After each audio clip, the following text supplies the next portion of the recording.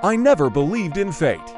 Fate, to me, was just an excuse people used when they missed their bus and said, well, I guess I wasn't meant to arrive on time. But all of that changed because of an umbrella. It was supposed to be an ordinary holiday by the sea. I packed my usual essentials, mismatched swimsuits, an overinflated beach ball, and snacks that had no chance of surviving the trip intact. I also packed 3 books I had no intention of reading, because nothing screams unsophisticated like ignoring literature while eating chips. When I arrived, the weather betrayed me. Instead of postcard sunshine, the sky was sulking, the clouds were plotting, and the wind had the kind of attitude you usually only see in teenagers. Naturally, I hadn't brought an umbrella.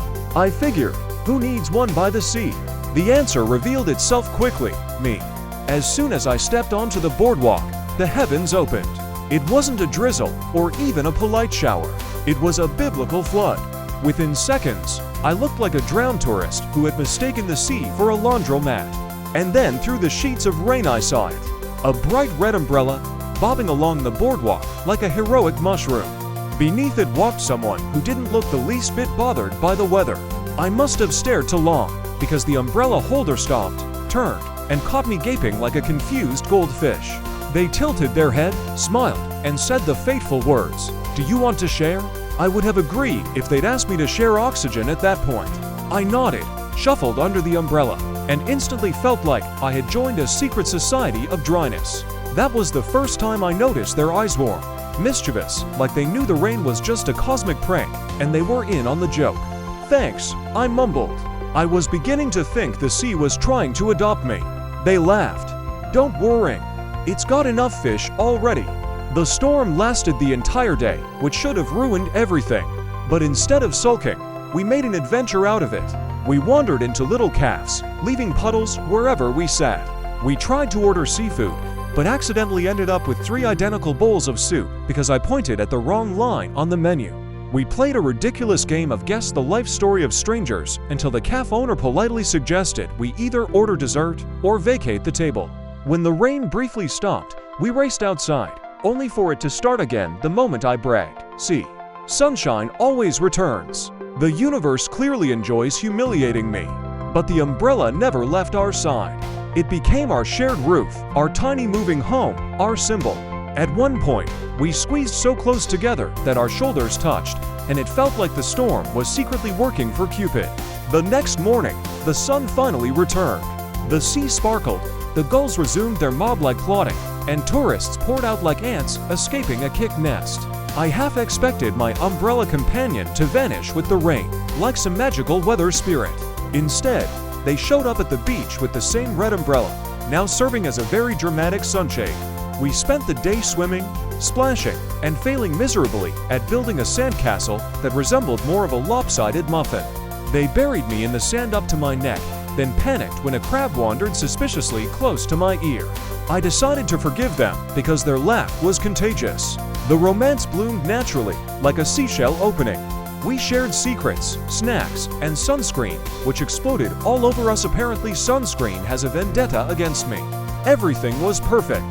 Too perfect. Which, of course, is when fate decided to throw in the twist. It happened on the 3rd evening. We were walking along the shore, barefoot, with the sea kissing our ankles. The sky was performing its usual sunset opera purples, oranges, and golds. Just as I was about to say something deep and possibly embarrassing, a voice called out, "There you are." We both froze. Marching toward us was another person holding an identical red umbrella. For one horrifying second, I thought I had unknowingly become part of an umbrella cult. Then came the bombshell. "Darling, I've been looking for you everywhere," the newcomer said, locking eyes with my umbrella companion. My stomach dropped. Darling. I was ready to die dramatically on the sand right there, preferably buried by seagulls for comedic effect. But then, to my utter shock, my companion burst out laughing. Wait, no, this isn't what it looks like," they said, holding up their hands. Apparently, the newcomer was their cousin, visiting from another city. They both owned the same ridiculous umbrella because it had been a 2-for-1 sale. The cousin had arrived late and was searching for them, which explained the dramatic darling. I exhaled so loudly a passing crab gave me a dirty look. Once the confusion cleared, the 3 of us sat at a beachside stand eating fried dough. The cousin turned out to be hilarious, constantly roasting my companion for their questionable karaoke skills and inability to cook pasta without summoning the smoke alarm. I liked them instantly, mostly because they confirmed I wasn't falling for a perfect mythical being, but for a very real human with flaws. Later, when it was just the two of us again, I teased, "So, do you always collect strangers under your umbrella?" "Only the interesting ones," they replied. On the last night, another storm rolled in.